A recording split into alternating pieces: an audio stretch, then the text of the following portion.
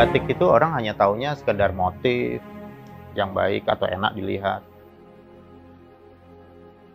Batik itu hanya sekedar orang lihat warnanya cerah atau bagus atau indah. Seringkali atau jarang mungkin beberapa penikmat batik atau pengguna batik tidak mengenal siapa yang membuat.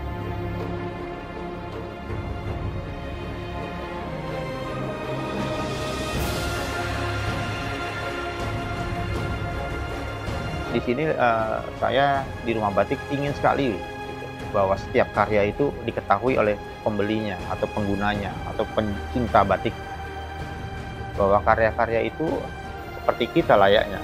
Kalau kita nggak kenal pencipta kita nggak akan mengenal diri kita biasanya.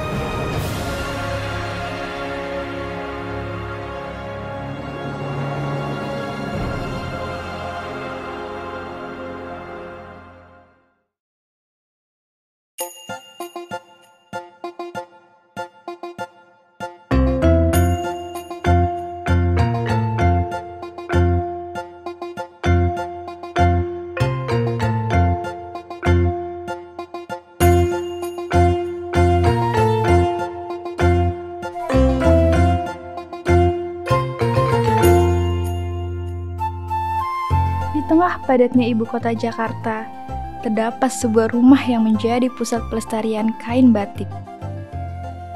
Inilah Rumah Batik Pal Batu, dengan semangat untuk melestarikan warisan budaya.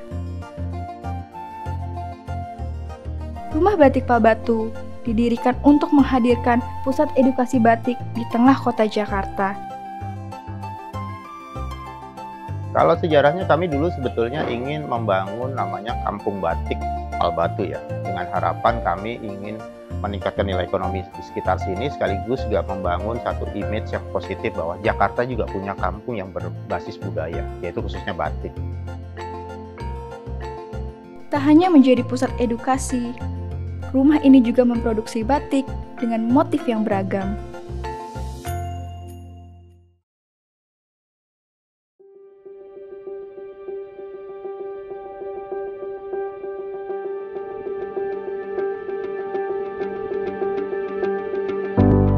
Rumah batik sebetulnya tidak terkonsep dari awal untuk kita buat sebagai rumah batik yang mengedukasi ya. Kita mulai itu tahun 2011. Waktu itu tanggal 21 dan 22 Mei kami mengadakan kegiatan namanya Kampung Batik Pal Batu. Ada yang orang nambahin kata festival karena memang kami mengundang para pembatik dari seluruh Indonesia. Ada kurang lebih 18 pengrajin batik hadir di Pal Batu ini. Menjual sekaligus memamerkan sekaligus mengedukasi kita di sini warga Pal Batu, tapi mereka saya tempatkan di rumah-rumah warga.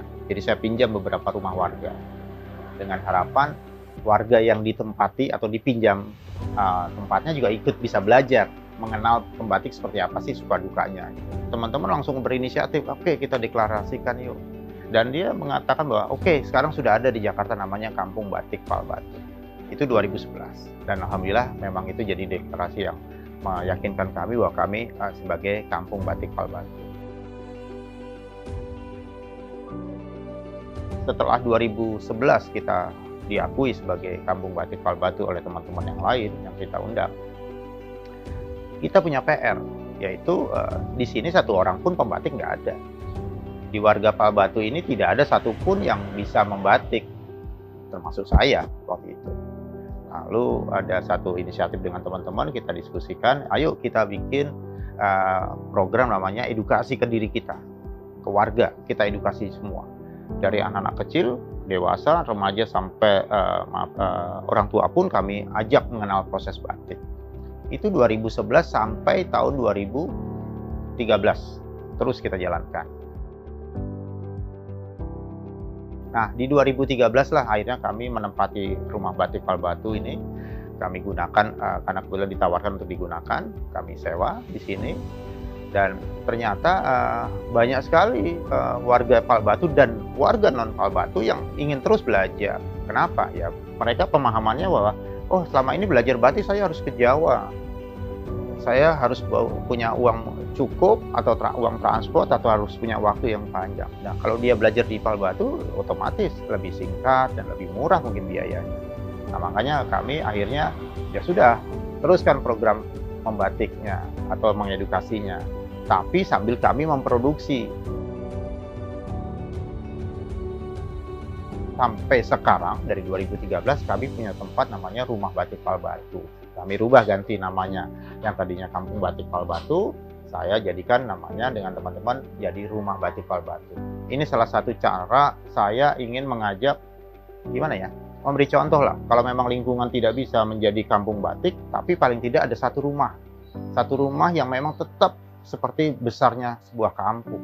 Sebuah mewakili lah paling tidak seperti itu.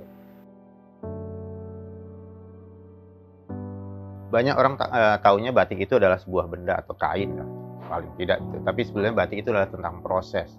Bagaimana membuat motif di atas kain dengan teknik merintangi, yaitu menggunakan malam yang dipanaskan. Dan alat untuk merintanginya biasanya kita gunakan canting tulis atau canting cap atau kombinasi kedua alat tersebut. Itu yang sebenarnya arti daripada batik. Batik adalah membuat corak atau motif dengan teknik rintang yang menggunakan malam panas dan menggunakan alat yang bernama canting tulis dan canting cap. Proses batik itu biasanya kami bikin 5 kegiatan atau 5 sesi. Biasanya teman-teman di sini atau saya membuat motif atau membuat pola di atas kainnya dulu. Itu bisa dengan teknik gambar langsung di atas kain atau menjiplak, umumnya menjiplak atau ngeblat atau tracing. Nah, setelah proses pertama itu tadi membuat motif di atas kain, kita masuk ke wilayah menyanting. Jadi ada terserah mau menyanting tulis khususnya yang memang batik tulis atau mau menyanting cap, yaitu menggunakan canting cap. Nah, setelah menyanting atau dianggap selesai, biasanya membatik juga ada program yang namanya, bukan program apa, ada kegiatan yang namanya nerusi. Nerusi itu berarti apa? Di baliknya juga dicanting lagi kalau ada bagian yang nggak tembus. Nah, itu makanya pembatikan itu kadang-kadang prosesnya cukup lumayan perlu waktu lah, effortnya yaitu ketekunannya, kesabarannya, dan batik memang dituntut itu. Nah, setelah selesai, dianggap selesai, dua muka sudah dibatiki atau sudah dicanting, sudah direkatkan malamnya, berarti kita masuk ke proses ketiga, yaitu kita sebut proses pewarnaan. Jadi kalau pewarnaan itu ya prosesnya setelah pekerjaan menyanting atau membuat merekatkan malam itu sudah selesai. Nah, di sini kami melakukan tekniknya bukan teknik celup pewarnaannya, kami menggunakan tekniknya colet atau kuas.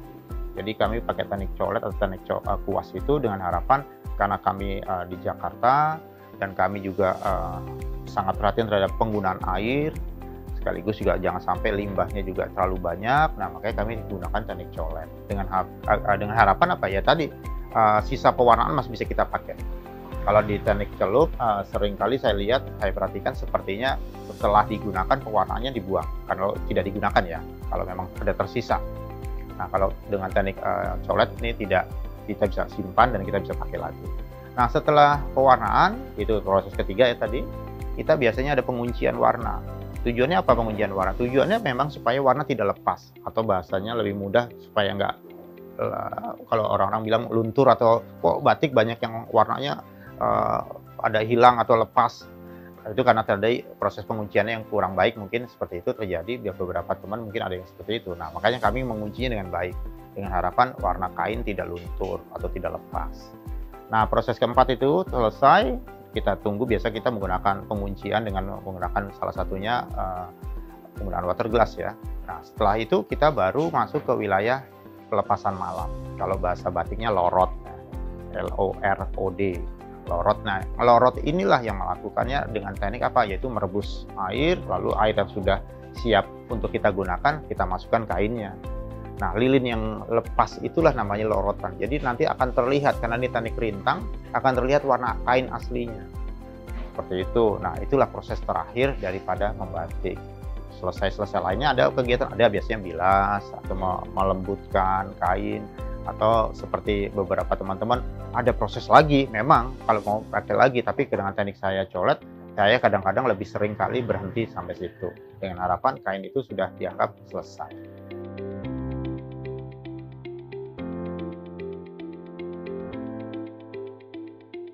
Kalau perajin dari ibu-ibu kurang lebih 5-10 orang, tapi kalau dari teman-teman disabilitas khususnya dari teman-teman tunarungu atau tuli, itu ada 5 orang yang masih sekarang aktif, tadinya ada sekitar 70-an. Lalu ada beberapa teman-teman dari pejuang kanker yang memang terlibat untuk kami terus menjadi mitra buat mereka untuk bisa menjadi bagian dari batik itu sebagai terapi.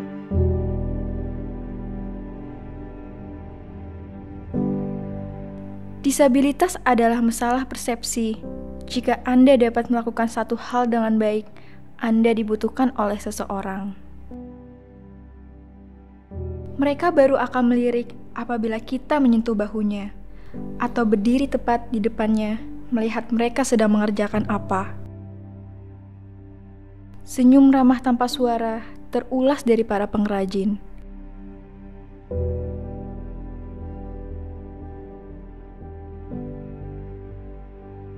Tahun 2019, saya bergabung di Rumah Batik Palbatu ini kurang lebih sudah 2 tahun.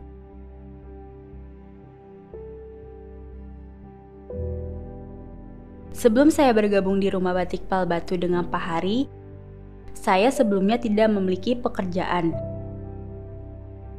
Kemudian saya bertemu dengan Pak Hari untuk meminta izin kepada Pak Hari apakah saya boleh jika ini menjadi pekerjaan saya. Dan Pak Hari mengizinkan. Akhirnya saya sampai sekarang tetap menjadi pengrajin batik di sini. Hingga sekarang belum ada niatan untuk keluar.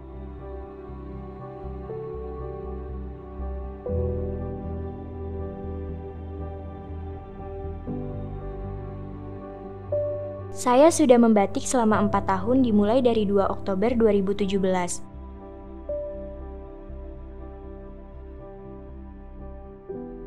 Dulu sebelum saya menjadi pengrajin batik, saya bekerja di McDonald's selama 2 tahun. Kemudian setelah itu saya berjualan dan akhirnya saya menjadi pengrajin batik di Palbatu.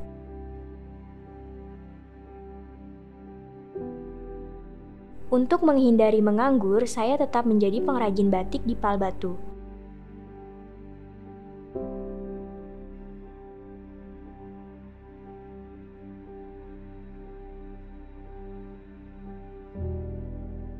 Kenapa saya ingin menjadi pengrajin batik? Karena ini kemauan dari diri saya untuk belajar membatik terus dan ingin menjadi pengrajin batik.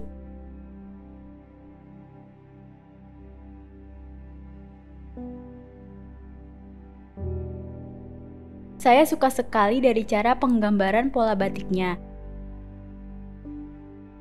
Saya sangat menyukai karena bisa memberikan atau menunjukkan ekspresi imajinasi pola ke batik tersebut.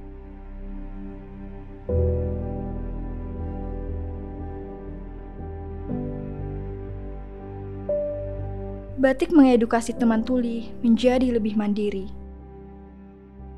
Mendapatkan hasil dari membatik, sekaligus melahirkan pengrajin batik di Jakarta.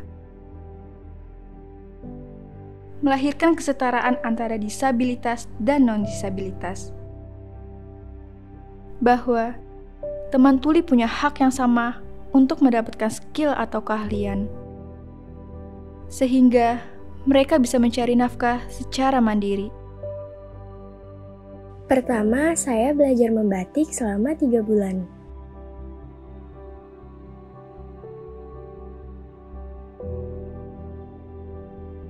Di awal-awal 2-4 hari saya belajar dasarnya.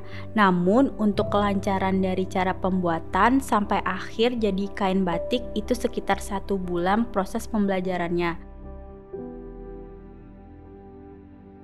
Di awal pembelajaran di 1 bulan tersebut sudah membuat 2 hasil karya kain batik.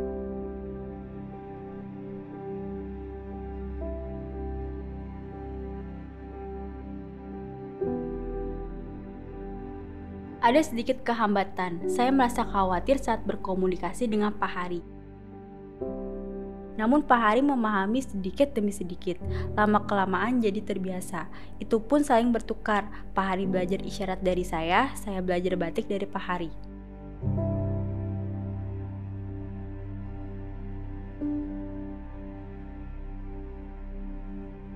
Hambatan yang terjadi selain berkomunikasi, mungkin pada proses pembuatannya ada beberapa canting yang membuat lilinnya itu tumpah dan tidak sempurna untuk proses pencantingan.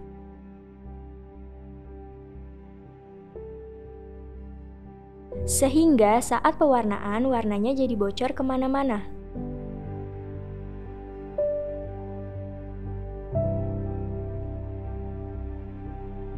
Ada juga lilin yang berbeda-beda sehingga saat proses pelorotan menjadi campur aduk.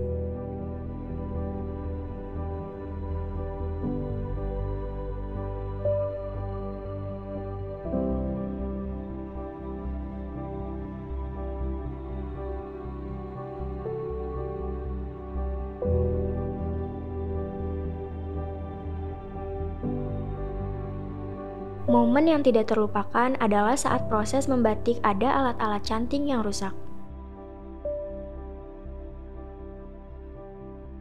Ada juga cerita-cerita menarik atau momen yang saya ingat saat proses penjemuran ada kotoran yang jatuh ke batik lalu dilap. Itu salah satu momen yang tidak terlupakan saat proses pembuatan batik.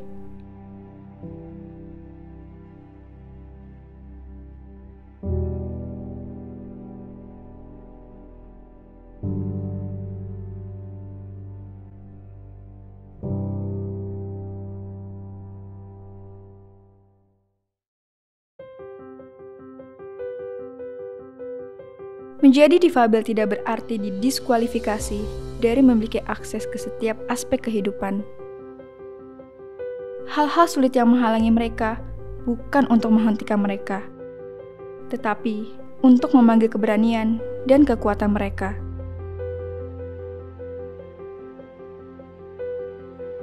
Motif yang saya pernah buat adalah motif Jakarta, Betawi, bunga, dan lain-lainnya. Banyak orang-orang yang berminat dengan motif-motif yang saya buat. Ada juga motif-motif yang pernah saya buat, yaitu motif tunarungu atau tuli.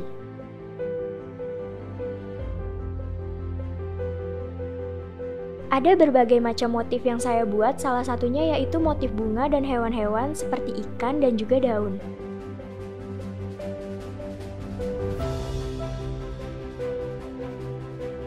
Kemudian saya pernah membuat motif ondel-ondel kesenian khas Betawi dan ikon-ikon Jakarta.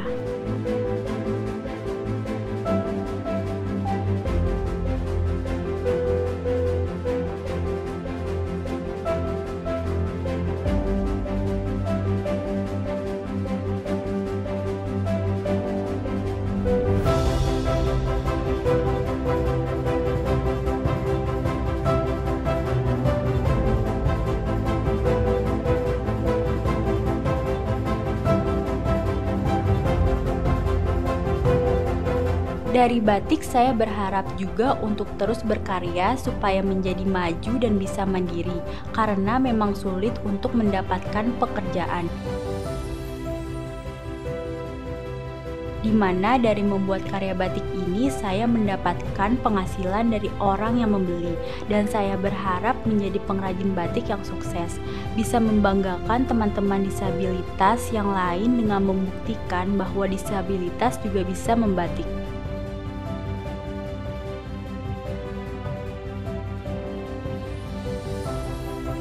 Dengan adanya batik Palbatu ini, pengrajin difabel juga bisa menyalurkan bakatnya, juga bisa mempunyai lapangan kerja sendiri.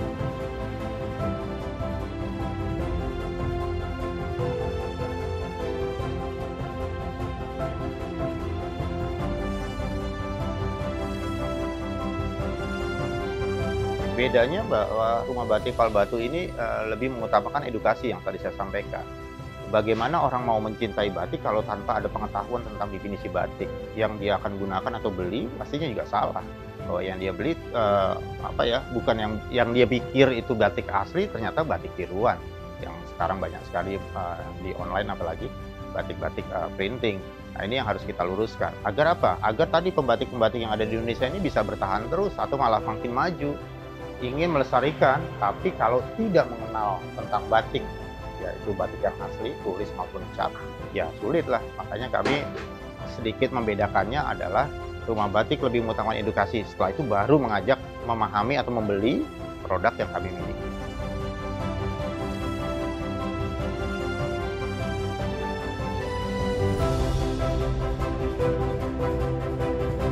Karena menurut saya batik itu adalah luapan seni. Juga saya suka sama proses membatiknya itu.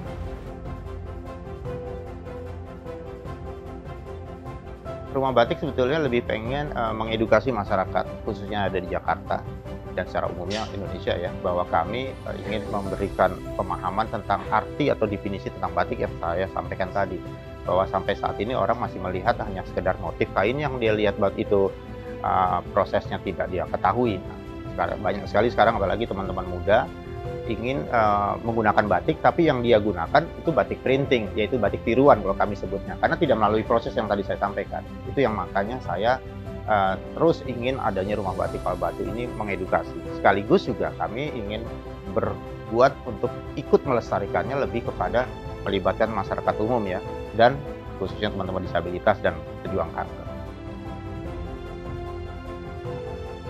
Tujuan utamanya selain bisa menjadi pelestariannya berjalan secara lebih nyata, dan Rumah Batik juga pastinya harusnya punya peran serta terhadap masyarakat. Dan saya pilih salah satunya teman-teman berkebutuhan khusus atau teman-teman disabilitas. Dan alhamdulillahnya sampai sekarang teman-teman itu merasa senang dengan adanya Rumah Batik, karena mereka merasa bahwa untuk belajar ini sangat mempermudah ya, karena ada di Palbatu. Dan karena belajarnya juga kami beri kebebasan, jadi dari sisi belajarnya di sini memang kami ajarkan kurang lebih 2-3 bulan ya. Teman-teman berkebutuhan khusus atau teman-teman disabilitas ini belajar sampai 3 bulan paling lama maaf. Nah, belajar selama 3 bulan ini dapat apa ya? Dia bisa berkarya dengan kain yang panjangnya sampai 2 meteran itu. Harapan saya mereka bisa mandiri.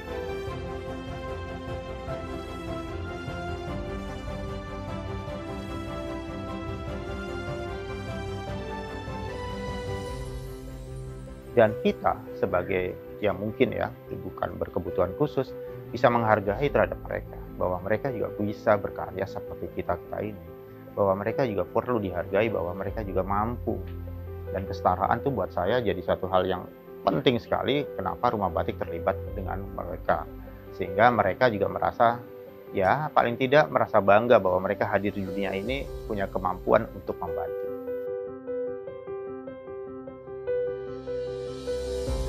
Saya berharap masyarakat ini bisa mau ataupun meneruskan memberdayakan dan mencoba berlatih cara membuat batik.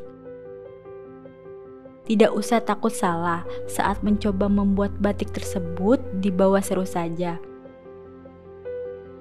Karena itu akan mempengaruhi pada hasil karya yang memberikan keceriaan. Jadi berharap masyarakat dapat mendukung batik untuk terus diberdayakan.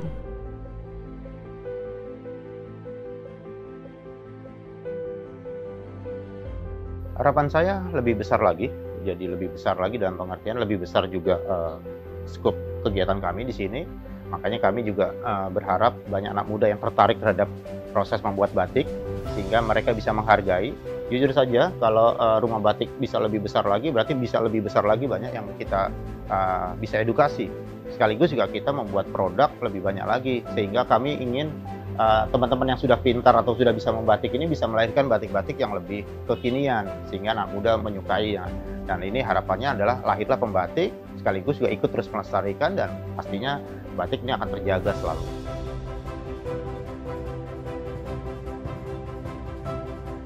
Saya berharap Batik Palbatu tetap terus sukses, dan semakin sukses juga semakin ramai, semakin banyak yang datang ke sini buat belajar lebih banyak lagi tentang batik.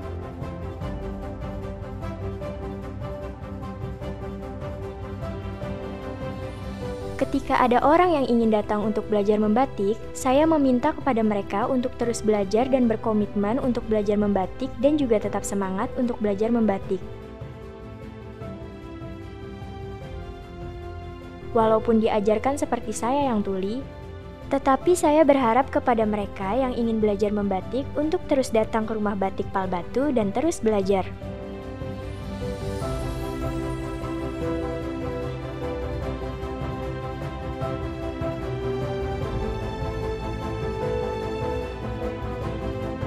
Jadi di dalam rumah batik Pal Batu ini diharapkan kerjasama antara teman-teman yang datang ke sini, baik anak sekolah, anak magang, ataupun saya yang mengajarkan batik ke mereka. Kita saling kerjasama untuk bisa memberdayakan batik tersebut.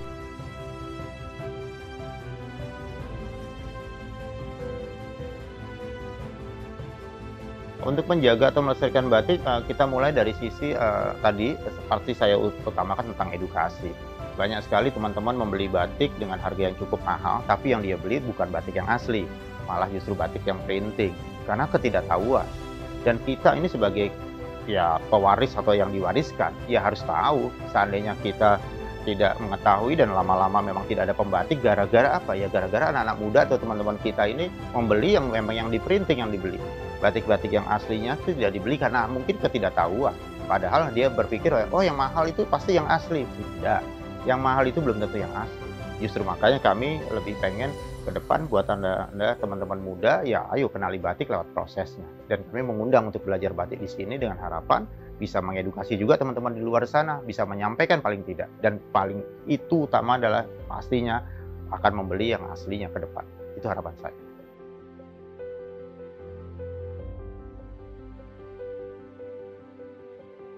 Pesan saya untuk masyarakat supaya melestarikan budaya batik, karena budaya batik merupakan warisan dari leluhur yang masih ada sampai sekarang, dan batik itu nggak pernah ada matinya.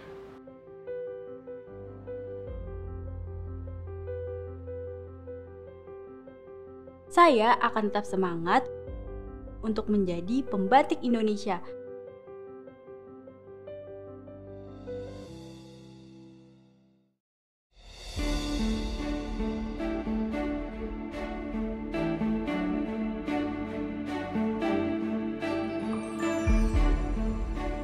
Sebuah karya yang tak lekang oleh waktu. Keindahannya memberikan sejarah budaya bangsa ini.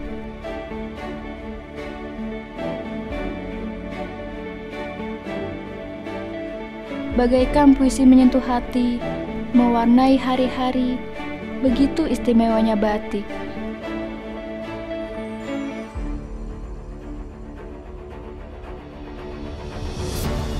Sebuah proses penuh dedikasi, kesabaran, dan ketelitian. Goresannya penuh makna, terjalin menjadikan cerita.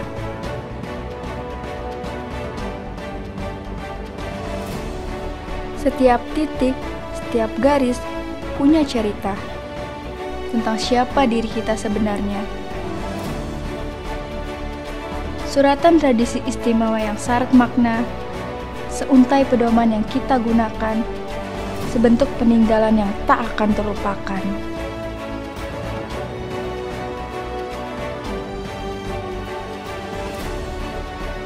Kebanggaan Indonesia kepada dunia, mewariskan kreativitas, cinta, dan harapan.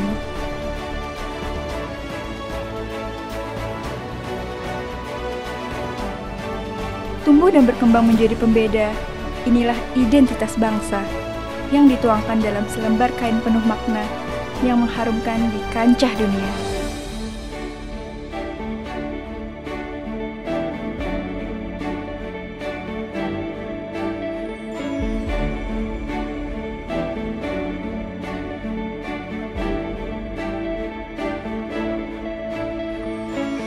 Dari Indonesia untuk dunia.